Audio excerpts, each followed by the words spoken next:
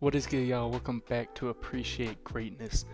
Today, I'm going to talk about the Oklahoma City Thunder. As you see, I got my Oklahoma shirt on. Man, listen, I try to be an unbiased fan of basketball. I truly do lean toward OKC. It's tough for me not to from Oklahoma, that kind of thing. I'm hopping right into this. I have so much to say about everything else. First of all, about to go back to college. I hope I can continue making videos, cranking out videos for y'all. Second of all, it took me, no joke, 30 minutes to record this video. Had face cam problems, had, what was my other problem? Mic problems. I recorded this video and forgot to plug my mic in. So we're here. I'm excited. Talking about the Thunder, as the title and thumbnail says. Probably going to talk about some other teams. I think the Kings came to mind, and someone else came to mind. I don't remember who yet, but hopefully I think about it while I'm talking. The Oklahoma City Thunder, listen, like I said, I try to be unbiased. It's a little hard for me to, but this looks like this is the best defense we've ever seen in the NBA, by the way. Just throw that out there. Celtics, one of the best offenses ever. One of the best offenses ever we've ever seen in the NBA.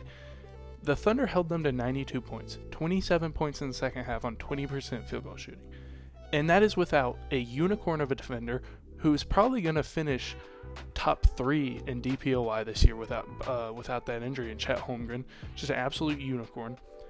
And without one of the best defensive guards of all time, statistically, analytically, and eye test wise. And Alex Caruso, one of the best guys at getting steals, at blocking shots, guard shot blockers ever. And they did it without them, right? And so in even winning this game, you look at that, and they didn't have AJ Mitchell either, who's their best creator off the bench. And so it's just like unreal what this Thunder team did today. It's unreal what they've been doing, 22-3 without Chet Holmgren. They're going to get Chet back, and you're going to see, listen, right now they have 3 of the best defenders in the NBA on ball, and Cason Wallace, Lou Dort, J-Dub. You're going to see either Isaiah Hartenstein or Cason Wallace come off the bench and be replaced with Chet Holmgren, who's going to have an even more defensive impact than those two. And the Thunder, when they get Chet back, they'll probably bring him off the bench for a game or two. And then what they can do is they can slot him at the 4 by Isaiah and have him be a help side shot blocker. Or they can start him over Isaiah, keep him at the 5 like he's been doing, have Isaiah come in when needed, have them run minutes. Like, they have so many options. Then you add Caruso, you have Queso, you have Lou Dort, who's deserves all defensive team, by the way. Jaylen Brown had 21 points in the first half, had 0 in the second half, large in part to Lou Dort. He's so physical. He frustrates the opposing team, and a lot of people hate him because he does play super, super, super physical. He's up in you all the time, but that's how the NBA is. That's the physical. There is physicality in today's NBA. People don't think there is, but there is, and Lou Dort really, really shows it. He's up in you. He's not letting you catch. When you do catch, you're not getting around him. He's going to be physical in a legal way. He can get in position and bump you. He gets in position and bumps you. It's unreal how good defensively this Thunder team is. And then the head of the snake offensively. J-Dub. I haven't even talked about J-Dub. He should be a DPOY candidate this year. He should be top 3. One of the best. I think he is. I saw this stat on Twitter. I don't remember it was like 2 days ago, maybe yesterday. I don't remember who tweeted it. I'm sorry if you somehow stumbled across this and you tweeted it, but it said, it was like the expected field goal percentage compared to the actual field goal percentage when guarded by these guys, and what the lowest actual field goal what the lowest actual field goal percentage was expected compared to the expected field goal percentage, if that makes sense. And J-Dub was second, right behind Wemby. And that's a 6'4", 6'5" forward, wing, not a center. Everyone else was a center. Isaiah Stewart is the next shortest at 6'8", and he's 6'5", 6'6". It's his long arms, his physicality, on-ball defense on off-ball defense, can block shots from help side. Like this team, man, it's unbelievable. And then you have, to top it all off, the MVP of the league so far, probably gonna finish as the MVP of the league. He pretty much cemented it tonight. If you really want to be serious about it, I mean, he was unreal. I think he was 11 for 23, 33 points, 3 for 6 from 3. I mean, hit the insane step back.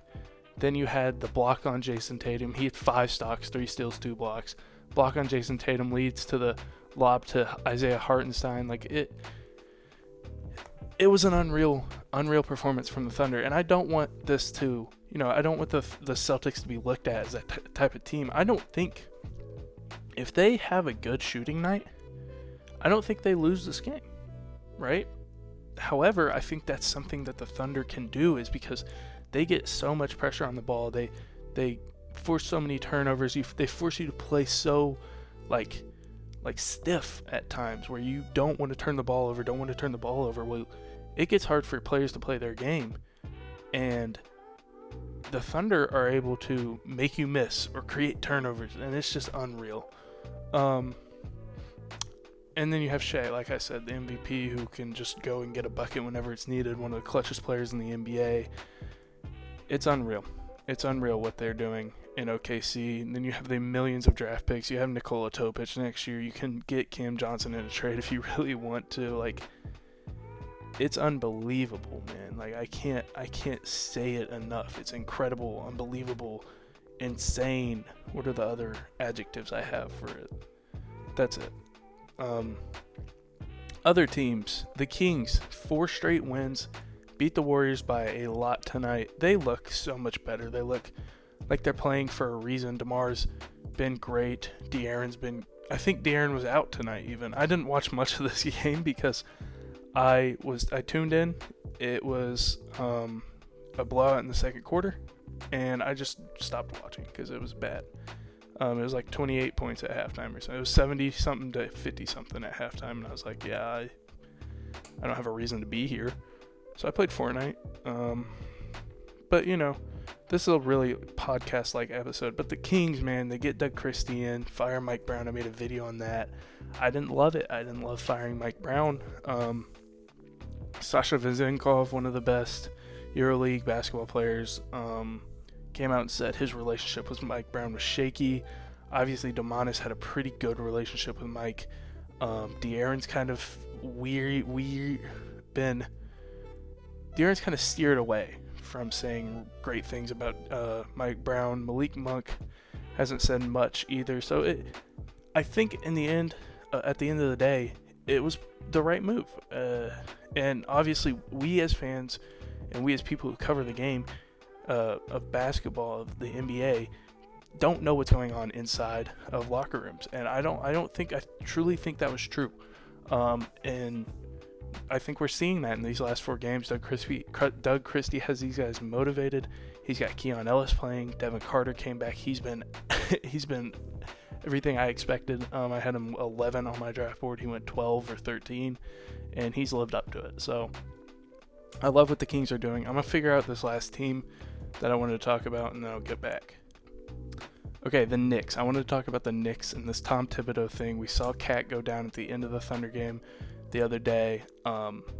It's a weird situation because you have Isaiah Hartenstein saying you get your off days. You have I haven't really heard players that play for Tibbs say like it's too much or whatever.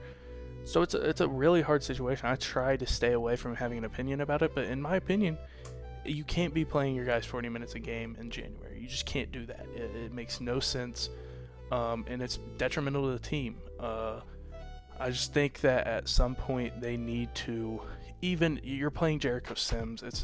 He's young. He's really athletic. He can rebound really well. He has ways to help you, and that's one thing. As a Thunder fan, I watch every Thunder game, and I think that's one thing Mark Daigneault does so well, and Sam Presti does so well. They draft to a fit, and then Mark Daigneault plays them to that certain fit, right? And I just don't think other coaches around the league do as good of a job at that, and so that makes me always say like, you can find a way for this guy to fit in your system, but that's just not how these other teams work sometimes, you know. And I don't think that's how the Knicks necessarily work. I think that's why Landry Shamet came in. He's playing immediately because he fits that team really well.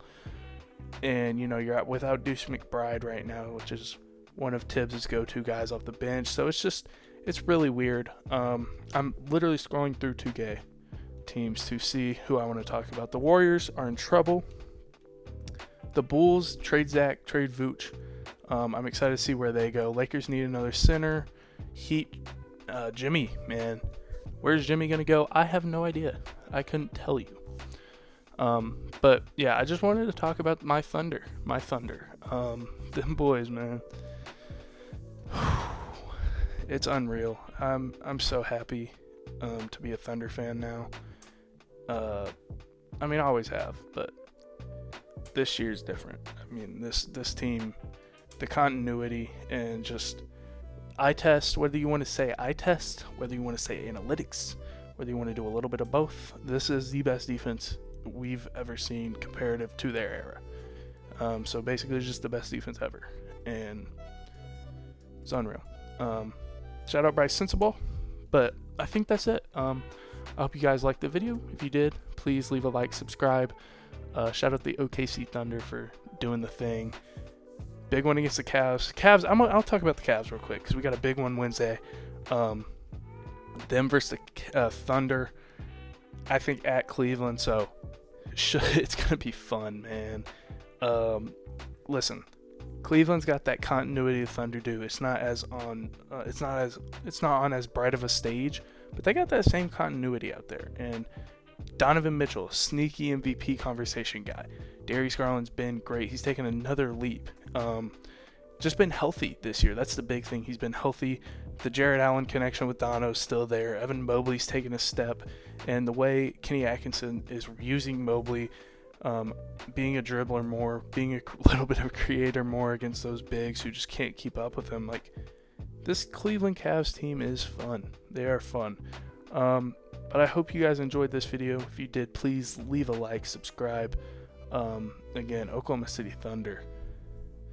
They might do it. I love y'all a lot. I hope I made one of y'all day. If I did, that's always my goal with these videos.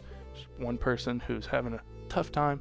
Just want them to be able to unplug and, you know, sit here and let me take approximately 13 minutes of their day and make it a little better. But love y'all. Like and subscribe. Peace.